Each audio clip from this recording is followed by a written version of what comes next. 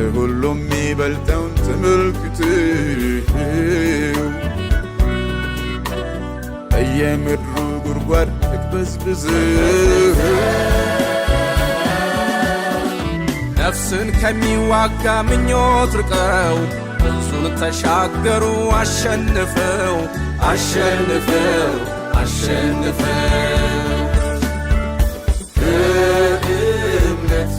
ድል የነሱ ያለፉትን የቀደሙትን እያየን ከፊታችን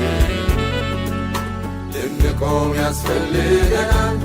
ለጌታችን